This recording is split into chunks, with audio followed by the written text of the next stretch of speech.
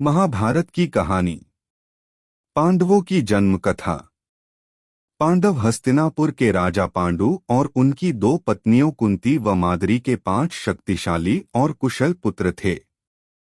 महाभारत में युधिष्ठिर, भीम, अर्जुन, नकुल और सहदेव ये 5 पांडव सबसे अधिक सराहना के पात्र रहे हैं। इनके जन्म की कहानी न सिर्फ दिलचस्प है बल्कि हैरान कर देने वाली भी है। एक बार राजा पांडु अपनी पत्नियों के साथ शिकार करने के लिए जंगल में गए।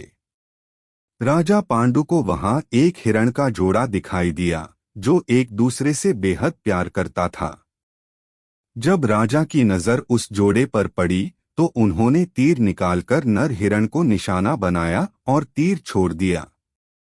तीर सीधा हिरण की छाती में जाकर लगा। वह हिरण कोई और नहीं बल्कि हिरण के वेश में ऋषि किदंबा थे।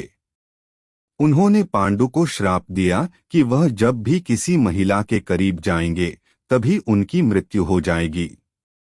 पांडु ने ऋषि किदंबा से क्षमा मांगी, लेकिन तब तक वो मर चुके थे। श्राप के कारण पांडु ने राज्य त्याग दिया और अपनी पत्नियों से निवेदन किया कि वो वापस राज्य लौट जाएं, लेकिन उन्होंने मना कर दिया।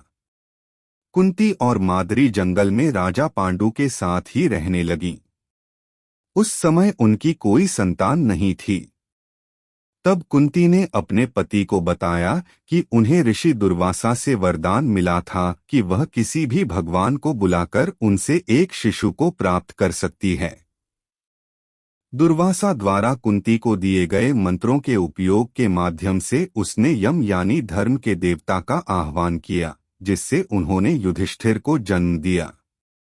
उसने फिर पवन देव से भीम, इंद्र देव से अर्जुन के रूप में एक और पुत्र प्राप्त किया। इस प्रकार उसके 3 पुत्र हो गए, लेकिन माद्री के एक भी पुत्र नहीं था।